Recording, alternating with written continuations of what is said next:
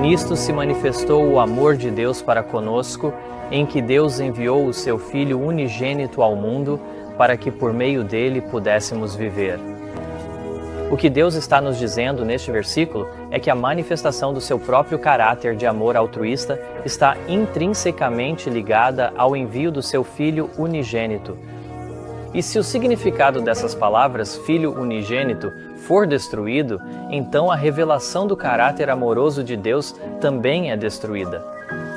Na primeira parte desta mensagem, vimos como o Espiritismo e a doutrina da Trindade exigem a redefinição das palavras gerado e filho para significarem exatamente o oposto do que dizem. Agora, na segunda parte, vamos analisar as implicações disso sobre a revelação do amor de Deus e ver qual é o principal propósito de Deus ao revelar o seu amor. E é aqui que as coisas ficam muito interessantes. Em 1 João 4,9, lemos que a magnitude do amor de Deus foi manifestada ou revelada no ato de enviar seu Filho unigênito.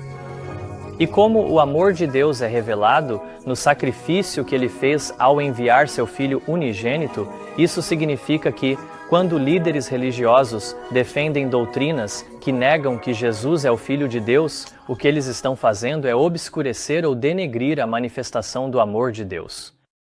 Como poderemos contemplar a manifestação do amor de Deus que foi feita ao enviar seu Filho unigênito, se não acreditamos que Jesus foi gerado ou se não acreditamos que ele era realmente um filho?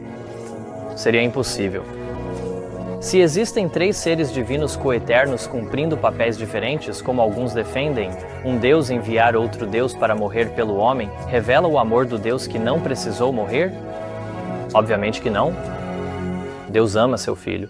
Ele deu vida ao seu Filho, pois assim como o Pai tem vida em si mesmo, assim também concedeu ao Filho ter vida em si mesmo. Ele criou todas as coisas por meio de seu Filho, porque por ele foram criadas todas as coisas que há nos céus e na terra. Deus amou tanto o seu Filho que investiu nele a mesma autoridade que possui, pois Jesus disse: "Todo o poder me foi dado no céu e na terra." E lemos, falando de sua pré-existência, Cristo transporta a mente através de eras sem data. Ele nos assegura que nunca houve um tempo em que ele não estivesse em comunhão íntima com o Deus eterno. Ou seja, desde o momento em que Jesus foi gerado e saiu de Deus, nunca houve um tempo em que ele não estivesse em íntima comunhão com seu Pai. O Pai e o Filho eram inseparáveis. Deus concedeu a Cristo a mais alta consideração, dizendo que todos os anjos de Deus o adorem. E então ele expressou o prazer que tinha em seu Filho quando veio uma voz do céu dizendo: "Tu és meu Filho amado, em quem me comprazo." Deus nos diz que seu Filho é o resplendor da sua glória e a expressa imagem do seu ser. Agora podemos fazer a seguinte pergunta: qual seria o sacrifício mais fácil para um pai? Dar a própria vida por seu filho amado ou entregar a vida de seu filho amado por outros? Acredito que qualquer pai ou mãe que ama seu filho não hesitaria em dar a própria vida para que seu filho pudesse viver, e essa seria a opção mais fácil entre as duas. Mas por quê? Por que entregar a própria vida seria mais fácil? E eu vou te dizer por quê. É porque o amor é mais forte do que a morte, e o amor se importa mais, muito mais com a vida dos outros e com o objeto de seu amor do que com a própria vida, porque o verdadeiro amor é altruísta. O dom de Cristo revela o coração do Pai. Ele testifica que os pensamentos de Deus para conosco são pensamentos de paz e não de mal. Declara que, embora o ódio de Deus pelo pecado seja tão forte quanto a morte, seu amor pelo pecador é mais forte do que a morte. Tendo assumido a nossa redenção, Ele não poupará nada, por mais precioso que seja necessário para a conclusão de sua obra. Nenhuma verdade essencial para a nossa salvação é retida. Nenhum milagre de misericórdia é negligenciado. Nenhuma agência divina é deixada sem uso. Favor é acumulado sobre favor, dom sobre dom. Todo o tesouro do céu está aberto àqueles que Ele busca salvar. Tendo reunido as riquezas do universo e aberto os recursos do poder infinito, Ele entrega tudo isso nas mãos de Cristo e diz: tudo isso é para o homem. Use esses dons para convencê-lo de que não há amor maior do que o meu na terra ou no céu. Sua maior felicidade será encontrada em me amar. Nem todas as palavras da linguagem humana, nem 1000 anjos enviados do céu com mensagens para o homem, poderiam transmitir tudo o que está implícito nas palavras. Nisto se manifestou o amor de Deus para conosco, porque Deus enviou seu Filho unigênito ao mundo. Agora, a culpa de Satanás se apresentou sem desculpa. Suas acusações mentirosas contra o caráter e o governo divinos apareceram em sua verdadeira luz. Ele havia acusado Deus de buscar apenas a própria exaltação ao exigir submissão e obediência de suas criaturas, e havia declarado que, enquanto o Criador exigia abnegação de todos os outros, ele mesmo não praticava abnegação nem fazia qualquer sacrifício. Agora ficou evidente que, para a salvação de uma raça caída e pecadora, o governante do universo fez o maior sacrifício que Deus poderia fazer. Também se viu que, enquanto Lúcifer abriu a porta para a entrada do pecado por seu desejo de honra e supremacia, Cristo, para destruir o pecado, humilhou-se e tornou-se obediente até a morte. Às vezes se pergunta, o que é impossível para Deus? Bem, aqui está uma coisa que seria impossível para Deus fazer. Seria impossível para Deus fazer um sacrifício maior do que dar seu Filho unigênito, arrancado do próprio seio, e enviar seu Filho a este mundo caído e amaldiçoado para se tornar a maldição por nós e morrer uma morte cruel que ele não merecia, para que pudéssemos ser redimidos.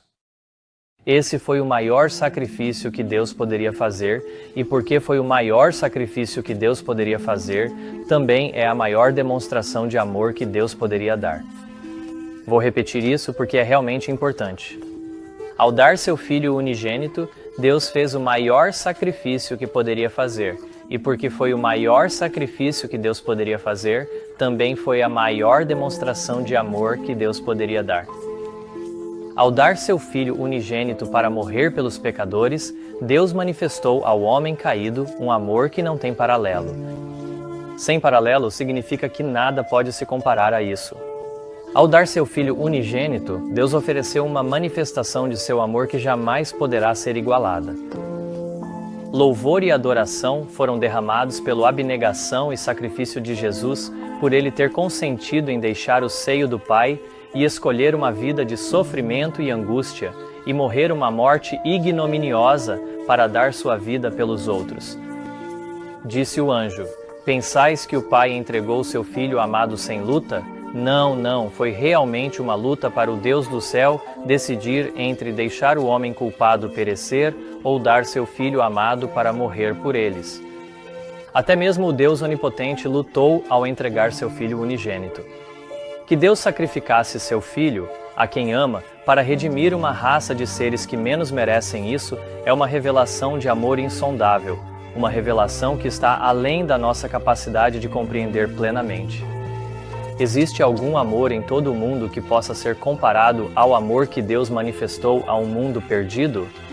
Deus demonstrou seu amor por nós ao dar todo o céu em um só presente, no dom de seu Filho unigênito e muito amado. O amor de Deus deve ser apresentado ao povo. Como devemos apresentar e mostrar ao povo o amor de Deus? É exaltando Cristo como o Filho unigênito e muito amado, pois somente o sacrifício de um Filho real pode revelar a profundidade do amor do Pai por aquilo que ele deseja receber em troca, e esse tesouro que ele deseja obter em troca de seu Filho é você. Quando Deus disse no batismo de Jesus, "Este é o meu Filho amado", Deus quis dizer exatamente o que disse. Ele falou do céu, dizendo, "Este é o meu Filho amado". Essas palavras são simples, claras e diretas, e cabe a nós escolher aceitá-las ou rejeitá-las. E se as rejeitarmos, teremos que prestar contas ao Deus Todo-Poderoso por rejeitar o que Ele disse. Como pode, então, que toda a denominação que Deus levantou para manifestar ao mundo a magnitude do amor altruísta de Deus possa negar, descartar, obscurecer e contender com o Deus Todo-Poderoso? Como é possível que o Instituto de Pesquisas Bíblicas da Igreja Adventista do Sétimo Dia ouse publicar por escrito que o Filho não é o Filho natural e literal do Pai? Não foi esse pecado dessa proclamação um dos muitos pecados que partiram o coração do Salvador na cruz? Não entristece ainda hoje o coração do Pai que o próprio povo por quem ele trabalhou tanto para tirá-los da Babilônia e estabelecê-los sobre a plataforma da verdade eterna, agora esteja negando o maior sacrifício que ele poderia fazer ao negar seu Filho unigênito?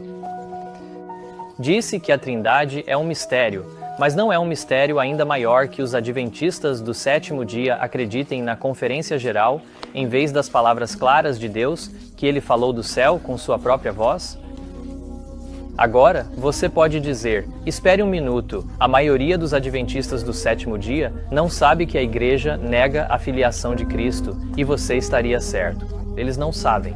E como se chama quando a igreja ensina seu povo a acreditar em algo que não é verdade e eles não percebem isso? Isso se chama engano. E quem enganou esses adventistas do sétimo dia? Deus não lhes disse que Jesus não era realmente seu filho? Ellen White não lhes disse que Jesus não é realmente um filho.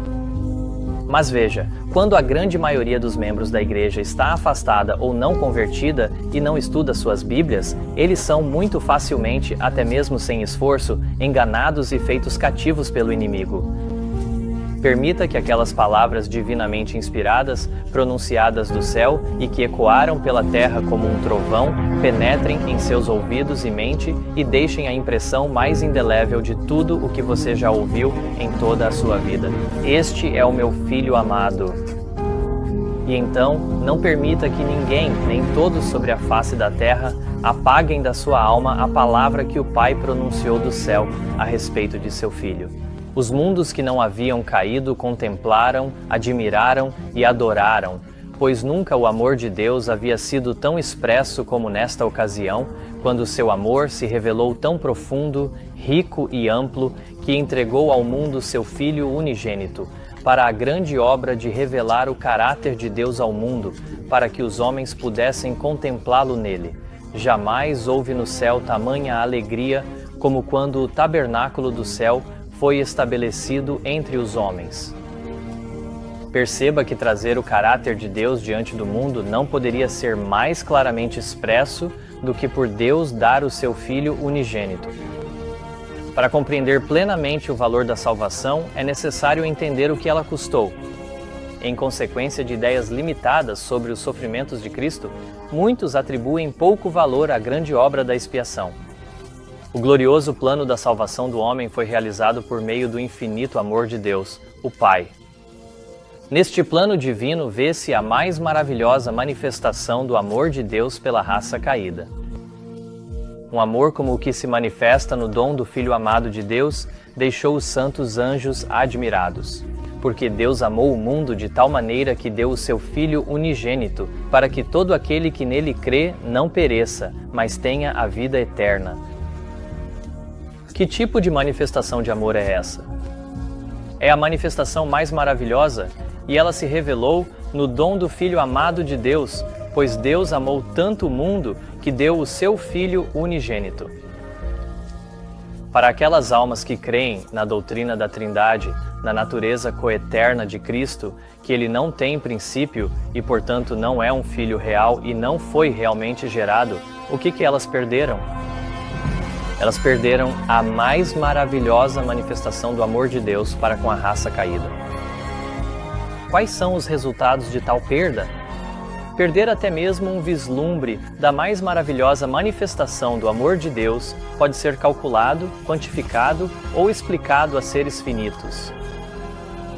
Somente o Filho de Deus poderia realizar nossa redenção, pois apenas aquele que estava no seio do Pai poderia declará-lo. Somente aquele que conhecia a altura e a profundidade do amor de Deus poderia manifestá-lo. Nada menos do que o sacrifício infinito feito por Cristo em favor do homem caído poderia expressar o amor do Pai pela humanidade perdida. Porque Deus amou o mundo de tal maneira que deu o seu Filho unigênito. Você percebe aqui que a magnitude e a escala do amor manifestado são proporcionais à magnitude do sacrifício realizado. E aqui vemos que Cristo fez um sacrifício infinito e que esse sacrifício foi feito para expressar o amor do Pai pela humanidade perdida. A magnitude desse sacrifício só pode ser compreendida dentro do contexto de Deus ter dado um Filho real que estava no seio do Pai. Somente o sacrifício infinito de Deus, ao dar o seu Filho unigênito, poderia manifestar a altura e a profundidade do amor de Deus. Você entende agora por que Satanás odeia tanto o fato de Jesus ser o Filho unigênito de Deus? Você consegue começar a entender por que ele iniciaria uma guerra sobre a questão de Cristo ser o Filho unigênito e levaria adiante essa guerra com todos os anjos caídos por 6.000 anos, fazendo de tudo para obscurecer o fato de que Cristo era o Filho unigênito de Deus? Todas as hostes do inferno estão tentando obscurecer essa realidade e esse fato, e Jesus disse para meditarmos sobre isso quando afirmou: "E eu, quando for levantado da terra, atrairei todos a mim."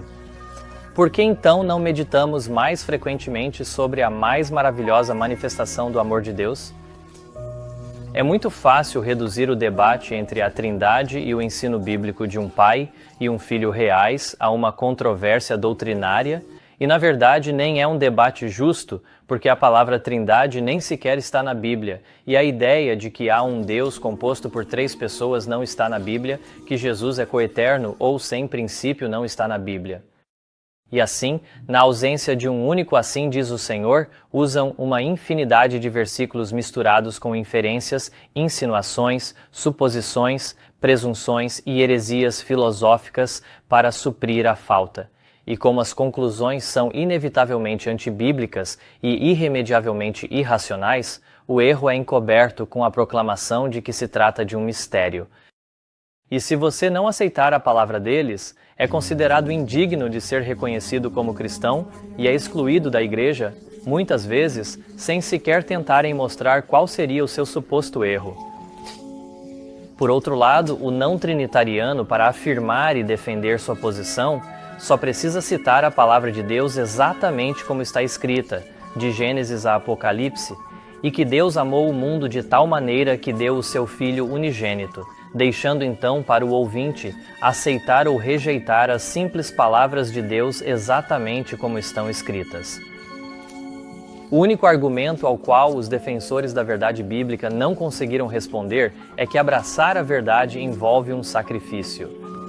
A razão mais comum pela qual homens e mulheres escolhem acreditar em filosofias e credos criados por homens, em vez da simples palavra de Deus como está escrita, é porque a verdade os coloca em conflito com seus pastores e evangelistas, famílias da igreja, irmãos ou pais. Mas o que Jesus disse sobre isso? Quem ama o pai ou a mãe mais do que a mim não é digno de mim. E quem ama o filho ou a filha mais do que a mim não é digno de mim. É hora, agora mesmo, de refletir seriamente sobre o que ou quem você pode amar mais do que a Jesus, e então tomar a decisão de colocar Jesus Cristo, seu Criador e Redentor, em primeiro lugar na sua vida, deixando os resultados nas mãos de Deus. Mais uma vez, eu lhe pergunto, qual é o custo de desviar seus olhos da mais maravilhosa manifestação do amor de Deus pelo homem caído? O que isso vai lhe custar? Vimos que somente o sacrifício de um filho real, verdadeiramente gerado, pode manifestar o amor de Deus, mas vamos dar um passo adiante agora e fazer outra pergunta. Qual é o propósito dessa manifestação do amor de Deus? O que Deus pretende que essa manifestação do seu amor realize?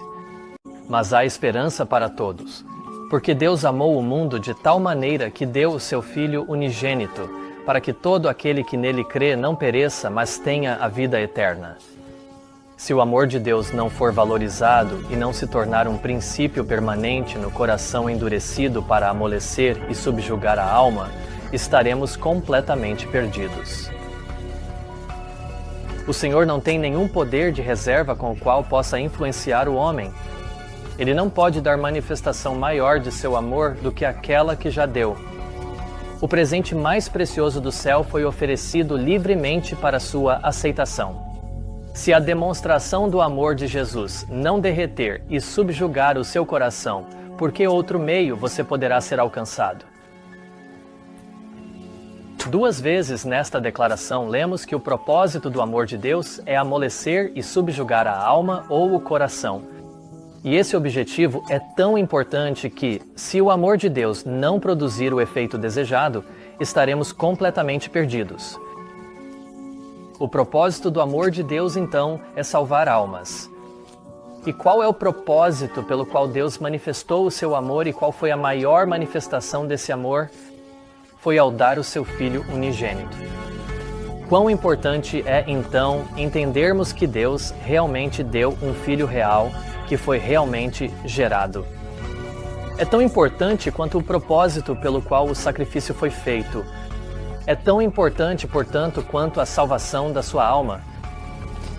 Somos claramente informados de que o Senhor não tem nenhum poder de reserva com o qual influenciar o homem. Portanto, se esse amor manifestado no sacrifício de seu Filho unigênito não amolecer e subjugar o seu coração, não há mais nada que Deus possa fazer por você.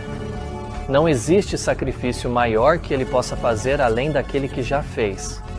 E por essa razão, lemos que Ele não pode dar uma manifestação maior de seu amor do que aquela que já deu.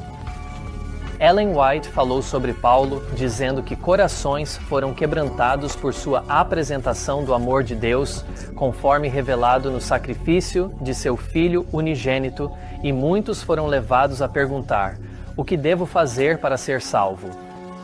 Aqui vemos todos os elementos. Houve uma apresentação do amor de Deus, e esse amor foi revelado ou manifestado no sacrifício de seu Filho unigênito. E qual foi o resultado dessa revelação de amor? Corações foram quebrantados ou subjugados. E não foram poucos, mas muitos foram levados a perguntar: o que devo fazer para ser salvo? É a glória do Evangelho que ele se fundamenta no princípio de restaurar na raça caída a imagem divina por meio de uma constante manifestação de benevolência. Esse trabalho começou nas cortes celestiais. Ali, Deus decidiu dar aos seres humanos uma evidência inconfundível do amor com que os considerava. Ele amou tanto o mundo que deu o seu Filho unigênito, para que todo aquele que nele crê não pereça, mas tenha a vida eterna. Essa manifestação de benevolência foi uma evidência inconfundível do amor de Deus pelo homem, e essa evidência inconfundível de seu amor foi que ele deu o seu Filho unigênito. Agora, vamos inverter as coisas por um momento e inserir o significado e as definições que a Igreja Adventista do Sétimo Dia está ensinando e ver se essa revelação ainda faz sentido. Deus amou tanto o mundo que deu um Filho único em um papel metafórico e simbólico. Isso derrete e submete corações? Ao ouvir isso, quantas almas foram levadas a perguntar: o que devo fazer para ser salvo? Deus é um mentiroso? Porque ou Deus é o Pai de seu verdadeiro Filho, Jesus Cristo, e a Trindade é o engano mais blasfemo que Satanás já perpetrou sobre o mundo cristão professante. Ou Deus é um mentiroso ao chamar Jesus de seu Filho, e a mais maravilhosa manifestação do amor de Deus está fundamentada em astúcia e engano. Repito novamente as palavras que saíram dos próprios lábios de Deus. Assim diz o Senhor: este é o meu Filho amado. Se a sua doutrina exige que você acredite que Deus não quis dizer o que disse, é uma doutrina de demônios, e você deve se livrar dela o mais rápido possível enquanto sua oportunidade de arrependimento ainda permanece. Não imploro para que você abandone sua mentira há tanto tempo acalentada porque eu quero estar certo. Imploro para que você a abandone porque quero que você seja salvo. Deus não pode revelar a você mais do seu amor do que aquilo que foi revelado ao dar seu verdadeiro Filho. Ou esse amor cumprirá seu propósito ao subjugar o seu coração, ou você estará completamente perdido. Para realizar plenamente esse plano, foi decidido que Cristo, o unigênito Filho de Deus, deveria se entregar como oferta pelo pecado. Que medida pode alcançar a profundidade desse amor? Deus tornaria impossível para o homem dizer que poderia ter feito mais. Com Cristo, ele deu todos os recursos do céu para que nada faltasse no plano de elevação do homem. Aqui está o amor, cuja contemplação deveria encher a alma de uma gratidão inexplicável. Oh, que amor incomparável! E aqui está novamente o que esse amor pode realizar. A contemplação desse amor purificará a alma de todo egoísmo. Isso levará o discípulo a negar a si mesmo, tomar a cruz e seguir o Redentor. Mais uma vez, vemos que esse amor incomparável, ou a profundidade desse amor, foi revelado no sacrifício do Filho unigênito de Deus. E tão grande foi o sacrifício que Deus tornou impossível ao homem dizer que ele poderia ter feito mais. Foi isso. Esse foi o maior sacrifício e, portanto, a maior revelação de amor que um Deus onipotente pode dar.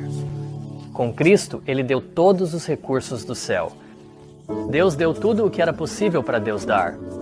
E tão poderosa é essa revelação de amor que ela tem o poder de purificar a alma de todo egoísmo e levar o discípulo a negar a si mesmo, tomar a cruz e seguir o Redentor. Esse amor é então capaz de realizar aquilo que Deus planejou que ele realizasse? Absolutamente.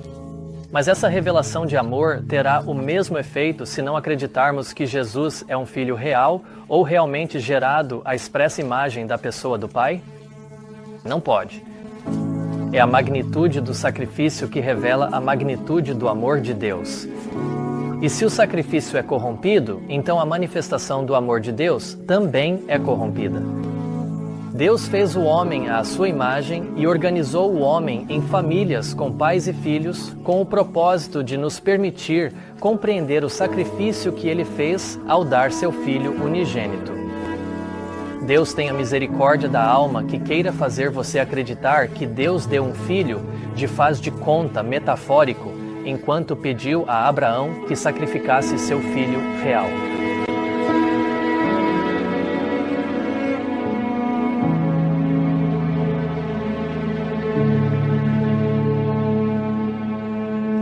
Paulo sabia por experiência que quando um pecador contempla o amor do Pai revelado no sacrifício de seu Filho e se rende à influência divina, ocorre uma mudança de coração e a partir de então, Cristo é tudo em todos. Quando o amor do Pai, visto no sacrifício de seu Filho, é impresso nas almas, os corações são subjugados e derretidos, e eles se rendem à influência divina, de modo que ocorre uma mudança de coração, resultando na salvação da alma. O amor de um pai, ao dar seu filho unigênito, é o amor que salvará almas. E agora você entende por que Satanás odeia absolutamente o fato de Deus ser um pai de verdade e Jesus ser seu verdadeiro filho unigênito. Satanás sabe que a mais maravilhosa manifestação do amor de Deus tem o poder de transformar corações e redimir almas de seu domínio, e é por isso que o esforço constante de Satanás é travar uma guerra sobre a questão de Cristo ser o Filho unigênito de Deus.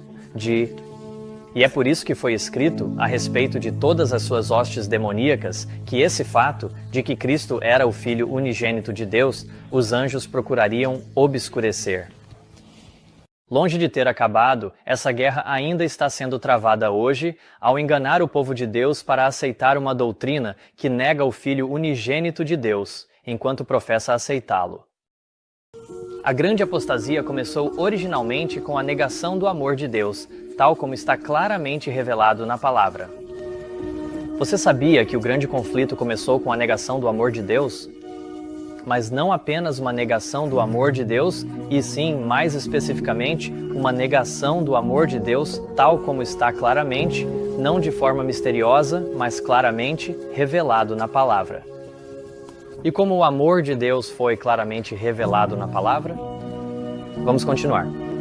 Foi então providenciado um meio pelo qual o homem caído pudesse ter uma poderosa revelação do amor de Deus e receber uma oportunidade de retornar a sua lealdade a Jeová. E aqui está a revelação do amor de Deus, tal como está claramente revelado na palavra. Porque Deus amou o mundo de tal maneira que deu o seu Filho unigênito, para que todo aquele que nele crê não pereça, mas tenha a vida eterna.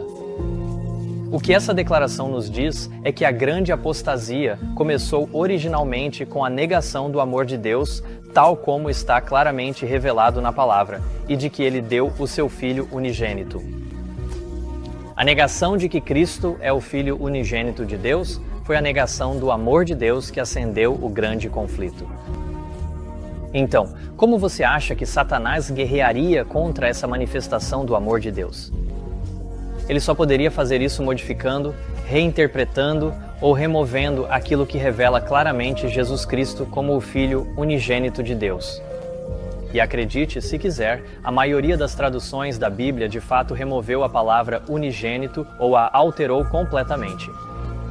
A Nova Versão Internacional diz: porque Deus amou o mundo de tal maneira que deu o seu Filho único e amado. A Bíblia Cristã Padrão diz: ele deu o seu Filho único e amado. A Bíblia Comum em inglês diz: ele deu o seu único filho. A Bíblia Viva diz: seu único filho. A Nova Bíblia Americana Padrão diz: seu único filho. A Nova Bíblia Católica diz: seu único filho. E a Versão Padrão Revisada diz: seu único filho.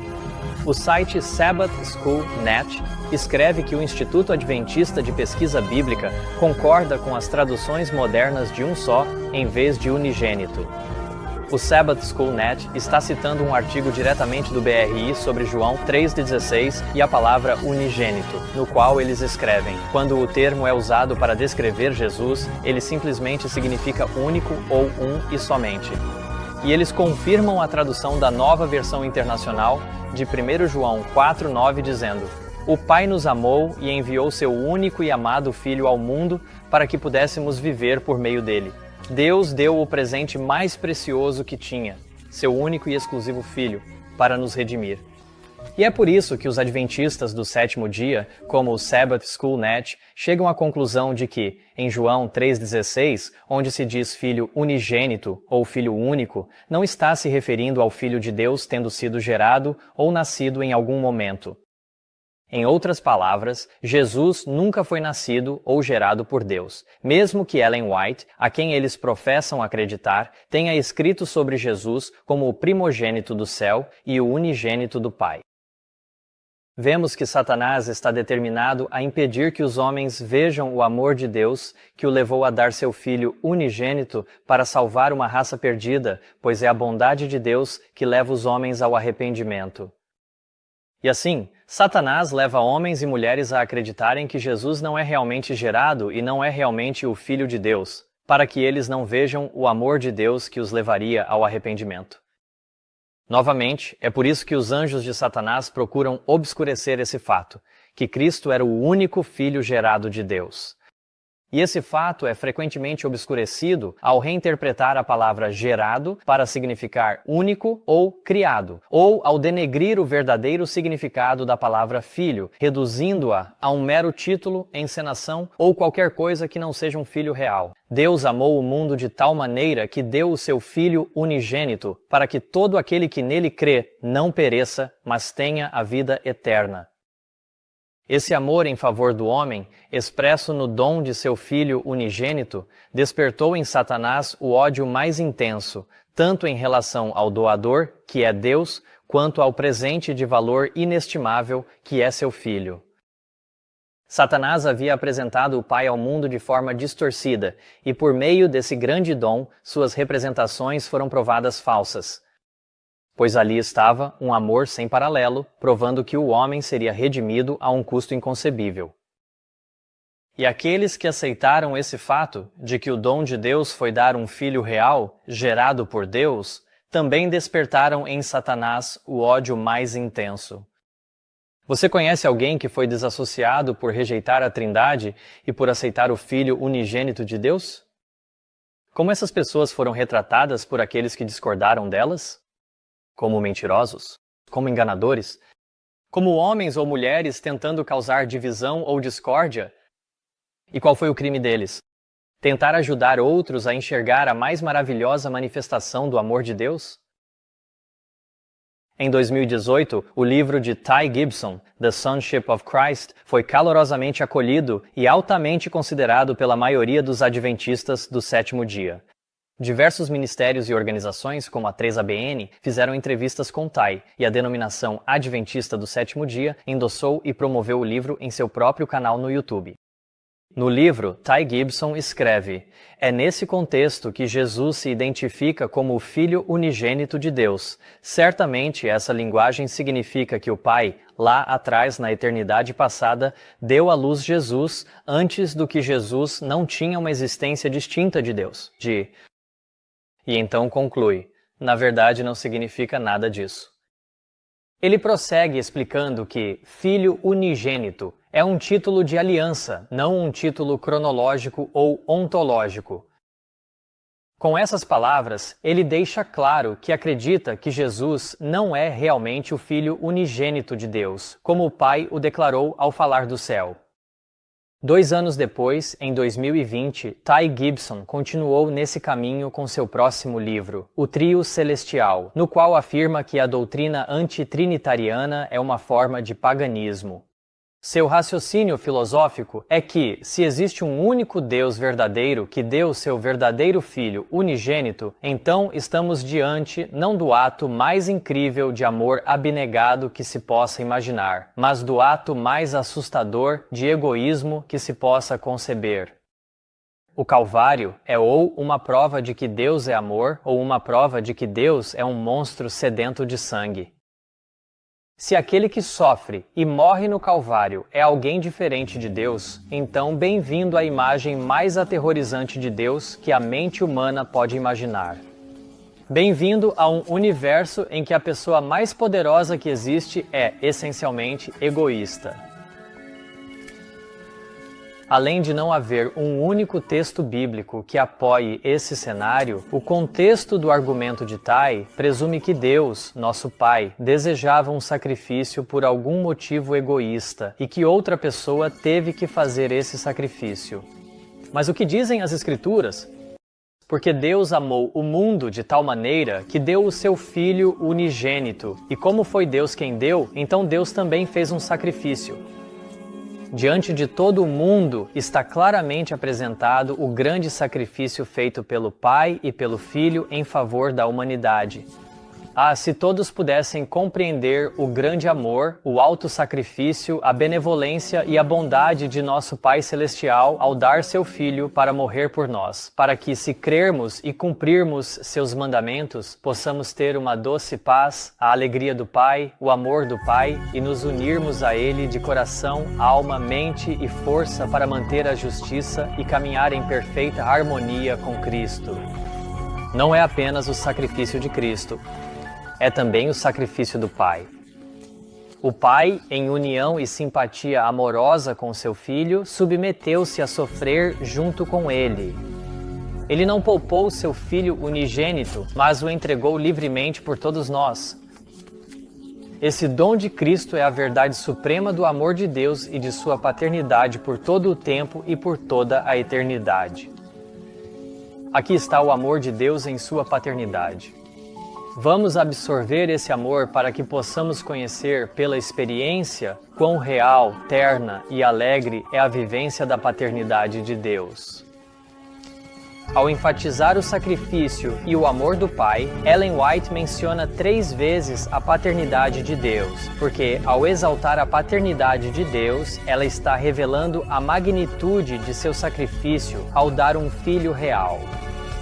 José e Maria nunca esqueceram quem era o pai de Jesus, pois José, e especialmente Maria, mantinham sempre viva a lembrança da paternidade divina de seu filho.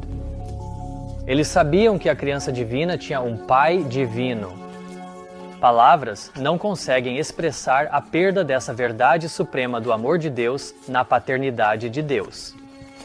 Nisto se manifestou o amor de Deus para conosco. Deus enviou seu Filho unigênito ao mundo. E porque o conhecimento de um verdadeiro Pai e de um Filho real foi perdido, também se perdeu a suprema manifestação do seu amor ao mundo. Mas Deus está agora trabalhando para recuperar o remanescente do seu povo e trazê-lo de volta ao fundamento da fé do qual a Igreja Corporativa se afastou. Em 1888, um dos 2 ministros adventistas pelos quais Deus escolheu trabalhar foi E. J. Wagoner. E. J. Wagoner fez uma série de sermões na sessão da Conferência Geral de 1888 em Minneapolis sobre a justiça de Cristo.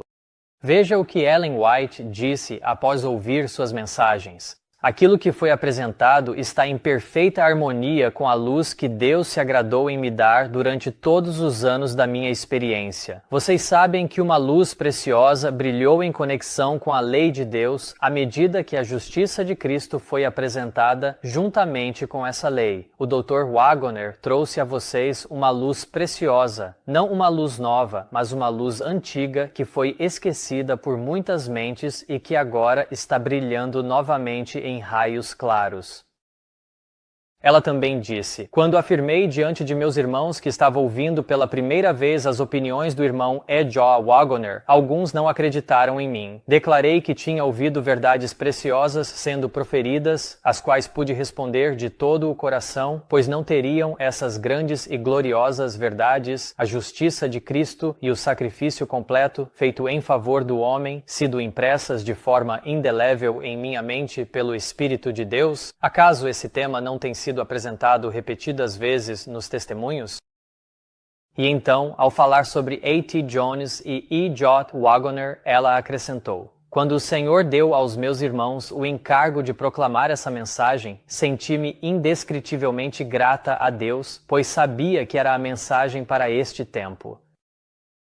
Essas mensagens sobre a justiça de Cristo, apresentadas por A. J. Wagoner, receberam as mais altas aprovações da irmã White, que chegou até a reconhecer que suas mensagens eram de origem divina, pois o Senhor deu aos meus irmãos o encargo de proclamar essa mensagem. E. J. Wagoner utilizou o conteúdo de seus sermões de 1888 e, um ano depois, publicou o livro Cristo e Sua Justiça.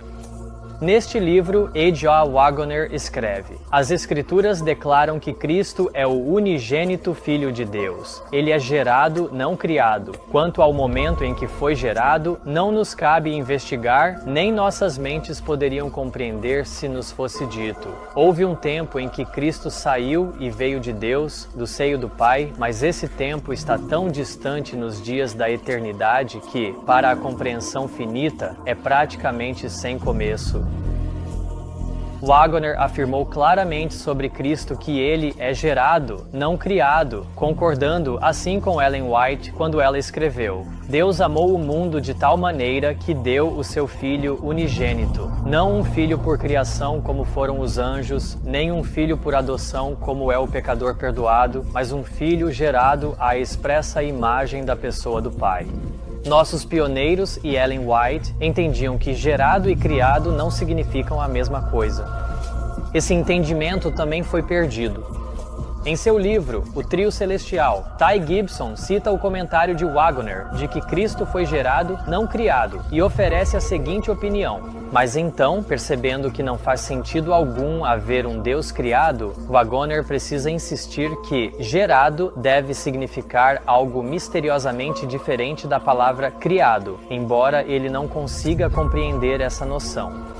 E por que ele não consegue compreender isso? Bem, porque não existir e então passar a existir, seja qual for o nome que se dê ao evento causal, geração ou criação, são conceitualmente a mesma coisa. Em algum nível ele sabe disso, então precisa tirar uma ideia do nada, e é realmente do nada mesmo. Ele diz que o momento em que Deus gerou Cristo foi tão distante, nos dias da eternidade, que para a compreensão finita é praticamente sem começo. Em termos leigos, isso é o que se chama de conversa filosófica sem sentido. Basicamente, é um exercício de não dizer nada significativo enquanto tenta parecer que está oferecendo uma explicação inteligente.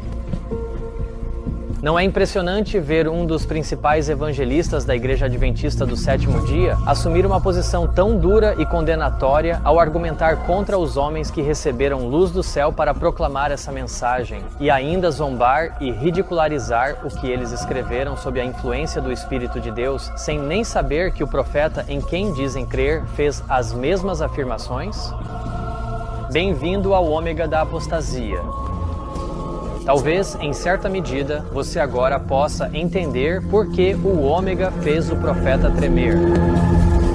Houve outro homem na história da Igreja Adventista que levou a Igreja à doutrina trinitariana. Esse homem, é claro, foi o Dr. John Harvey Kellogg. Em menos de um mês após o Dr. Kellogg anunciar que havia passado a crer na Trindade e acreditava em Deus o Pai, Deus o Filho e Deus o Espírito Santo, Ellen White deu-lhe o seguinte conselho, e esse conselho é tão pertinente para Ty Gibson e outros como ele que defendem essas sofisticações blasfemas. Meu irmão, devo lhe dizer que você tem pouca noção de para onde seus passos o têm levado. Você tem se aliado àqueles que pertencem ao exército do grande apóstata. Sua mente tem estado tão escura quanto o Egito. Se você cair sobre a rocha e for quebrantado, Cristo o aceitará, mas você tem estado no terreno do inimigo, fazendo a obra dele. O mundo religioso está rapidamente seguindo o mesmo caminho que você tem seguido. Se você continuar a trilhar esse caminho, terá muita companhia, mas qual será o fim disso?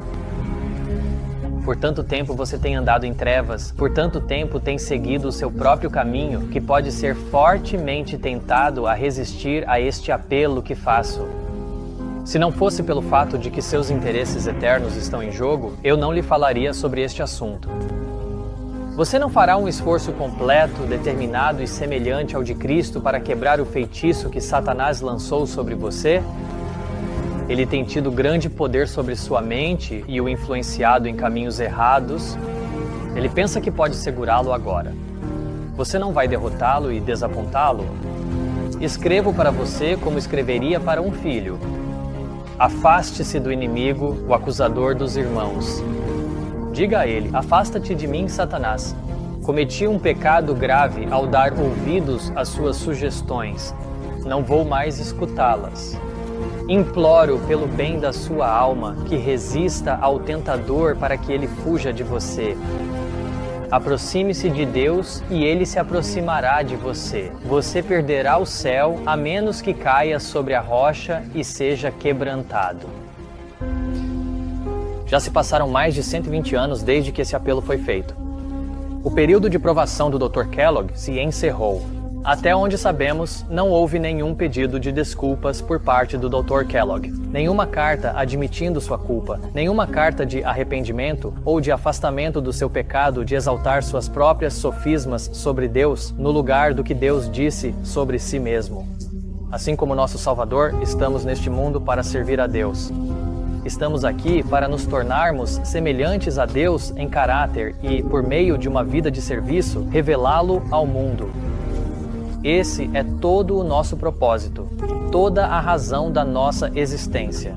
E o motivo de tudo o que fazemos é nos tornarmos semelhantes a Deus em caráter, para que possamos, por meio de uma vida de serviço, revelá-lo ao mundo. Para cumprir o propósito para o qual todos nós fomos criados, precisamos nos tornar semelhantes a Deus em caráter. Então, como devemos fazer isso? Como podemos nos tornar semelhantes a Deus em caráter? Lemos: para sermos cooperadores com Deus, para nos tornarmos semelhantes a Ele e revelar seu caráter, precisamos conhecê-lo corretamente. Esses são os pré-requisitos para cumprir o propósito da nossa existência. Para nos tornarmos semelhantes a Deus em caráter, precisamos conhecê-lo corretamente. E isso levanta a questão: como podemos conhecê-lo corretamente? Devemos conhecê-lo como ele se revela. O conhecimento de Deus é o fundamento de toda verdadeira educação e de todo verdadeiro serviço. É a única proteção real contra a tentação. Somente isso pode nos tornar semelhantes a Deus em caráter. Esse é o conhecimento necessário para todos que trabalham pela elevação de seus semelhantes. A transformação do caráter, a pureza de vida, a eficiência no serviço e a adesão a princípios corretos dependem de um conhecimento correto de Deus. Esse conhecimento é a preparação essencial tanto para esta vida quanto para a vida futura. Você percebeu que a transformação do seu caráter e até mesmo a eficiência do propósito para o qual você foi criado, ao revelar Deus, dependem de um conhecimento correto de Deus?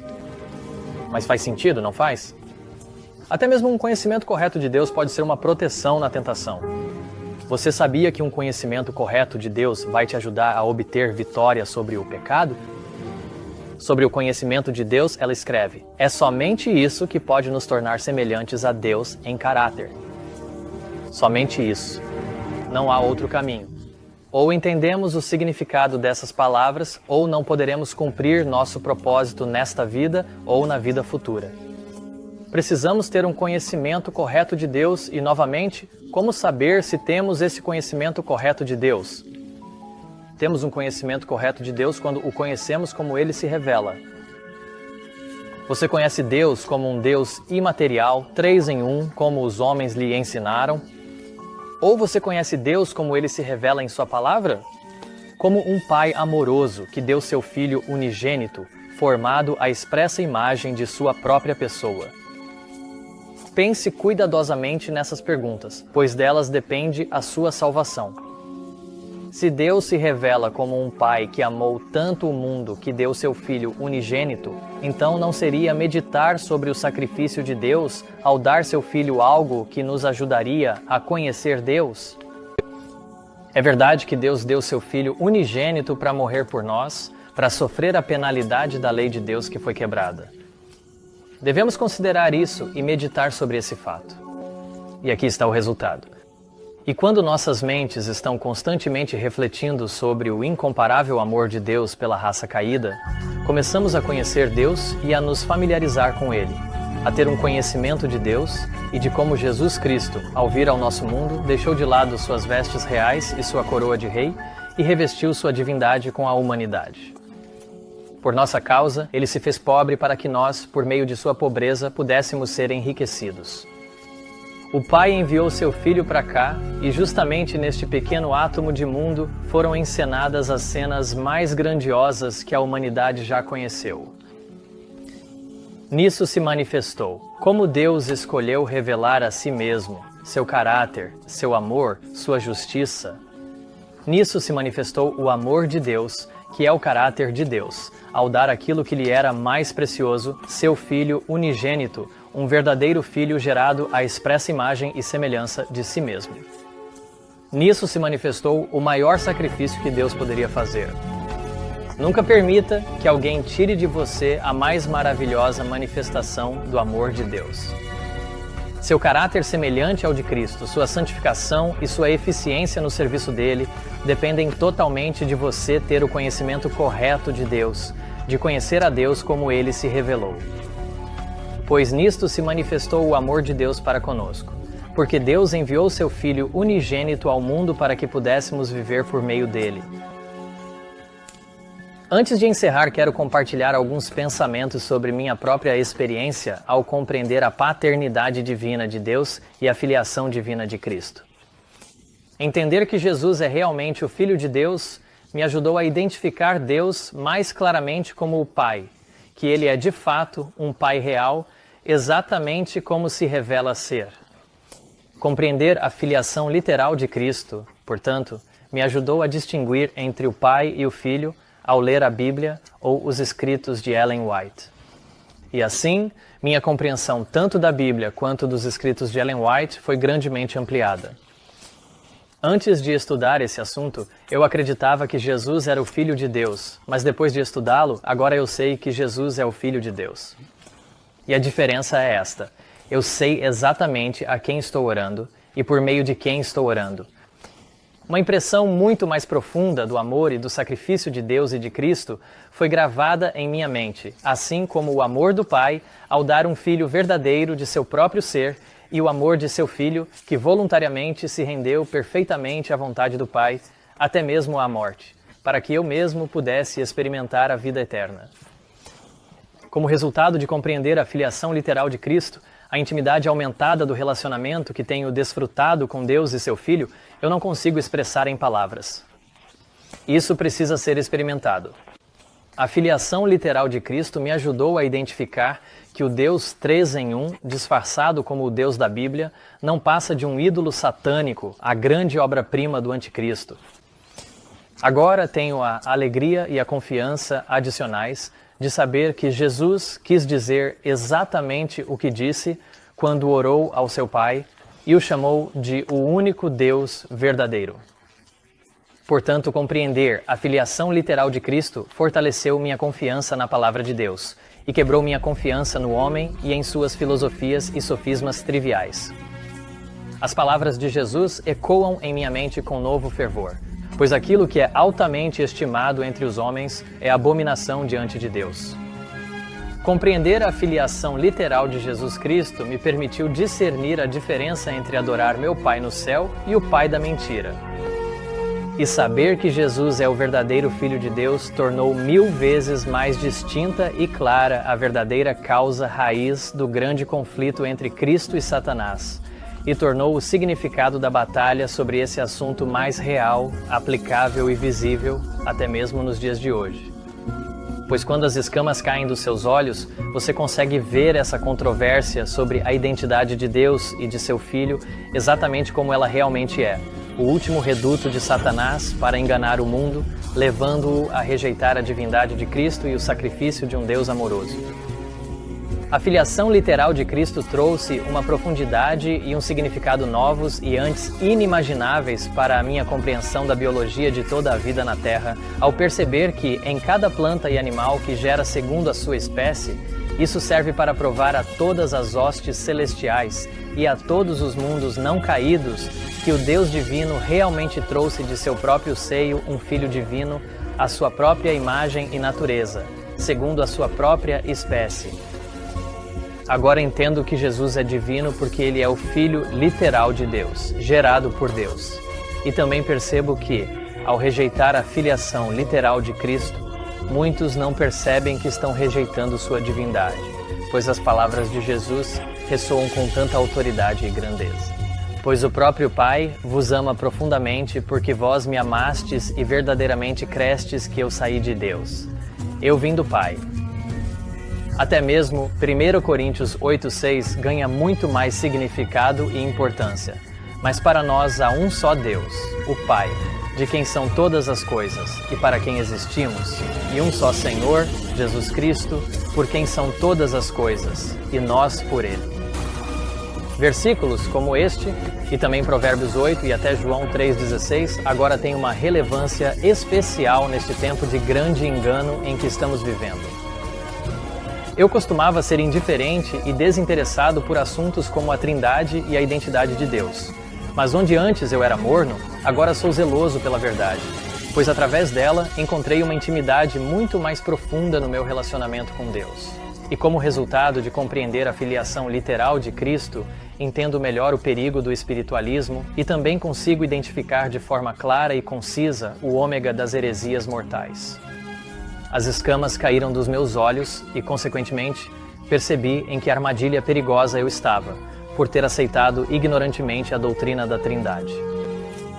Compreender a filiação literal de Cristo expandiu enormemente meu entendimento sobre as mensagens dos 3 anjos e sobre como transmiti-las.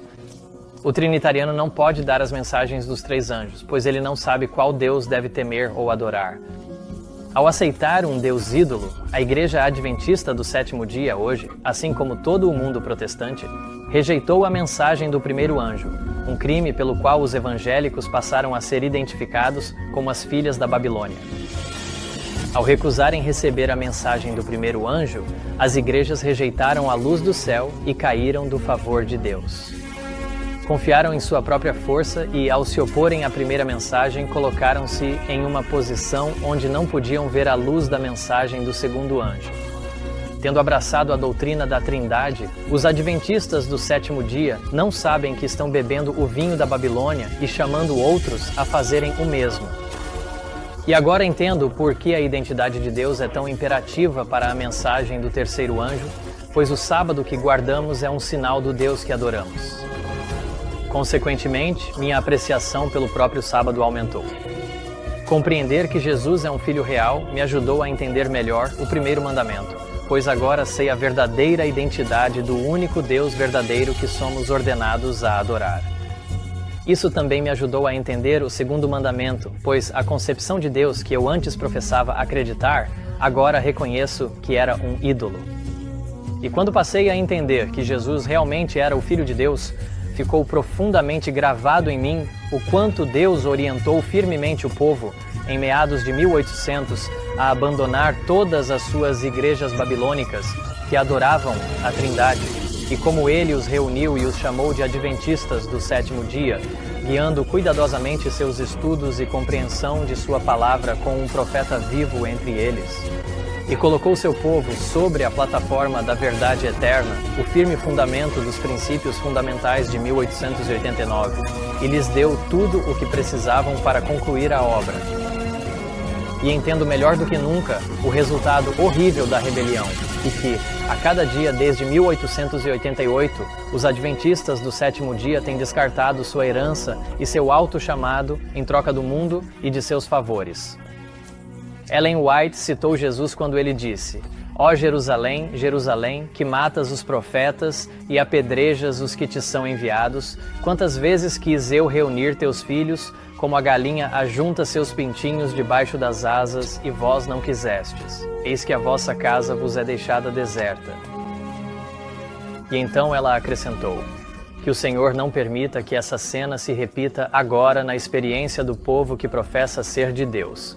O meu espírito, ele diz, não contenderá para sempre com o homem. Chegará o tempo em que será preciso dizer dos impenitentes: Efraim está entregue aos ídolos, deixa-o. Essas palavras a profetisa viva falou em referência à Igreja Adventista do sétimo dia.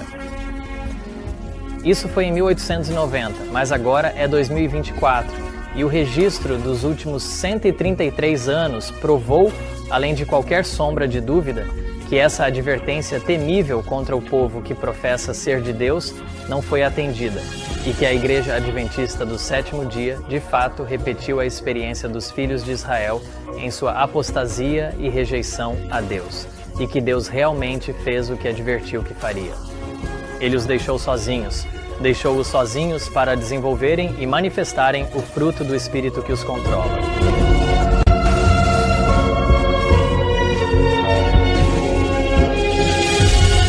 Interesse, um assunto: Cristo, nossa justiça.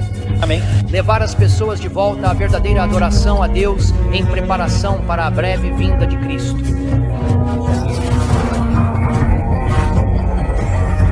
Como resultado de compreender o único Deus verdadeiro e a filiação literal de Cristo, fui capaz de identificar correta e decisivamente a nova organização sobre a qual Ellen White alertou em Primeiros Escritos Selecionados, página 204. Em Salmos 119 e 104, a Bíblia diz: Pelos teus preceitos alcanço o entendimento, por isso odeio todo caminho falso. Como Davi, posso realmente testemunhar que quando seus olhos são abertos, você passa a odiar todo caminho falso. É impossível não odiar as mentiras e enganos que o mantiveram cego e vagando nas trevas por tantos anos. Eles se tornam detestáveis e seu coração se parte ao saber que ainda são o meio de escravizar seus irmãos e irmãs em Cristo e que eles não conseguem ou não querem discernir a armadilha mesmo depois de serem advertidos. Quando me tornei cristão, nasci de novo. Tudo na minha vida mudou.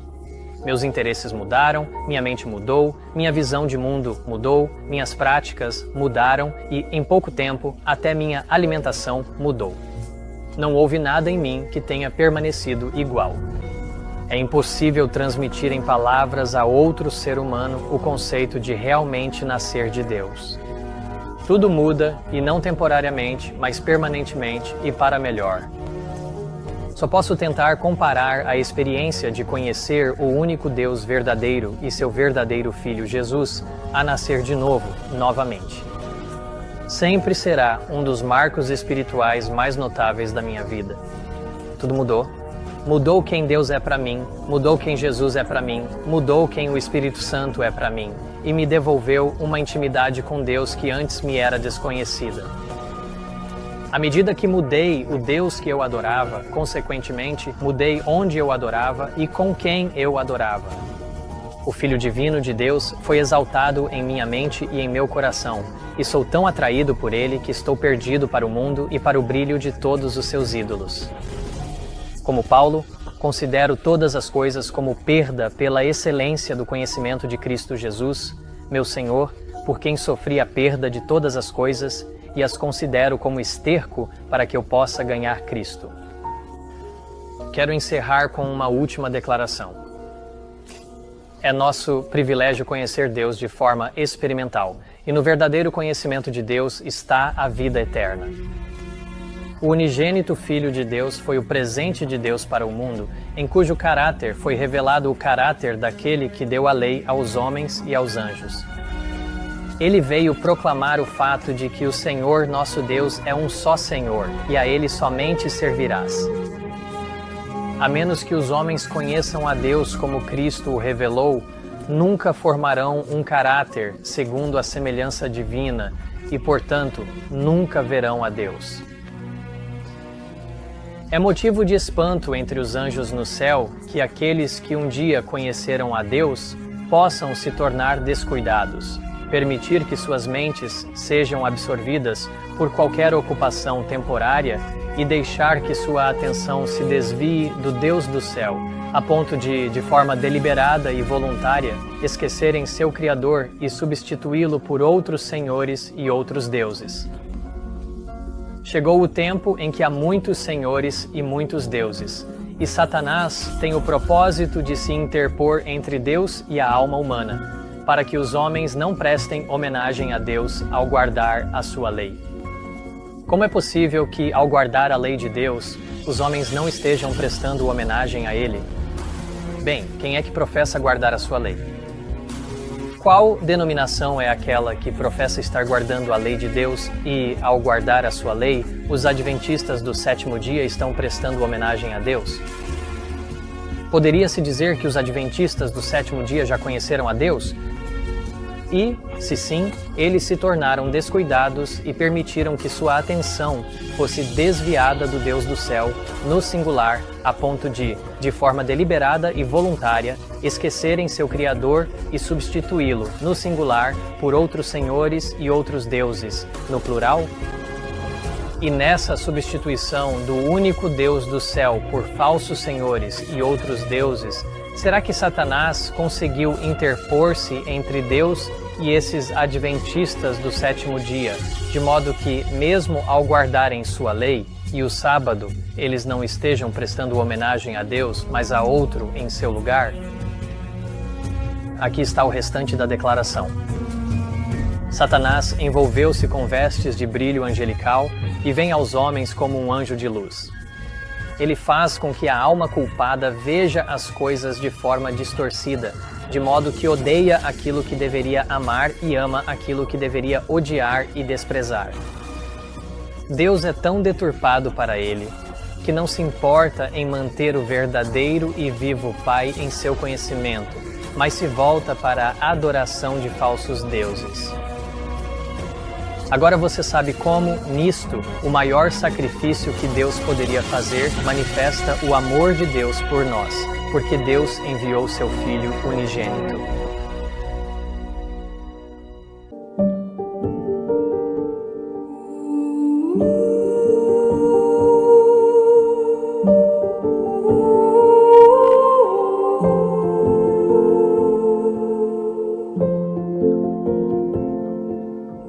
Ooh.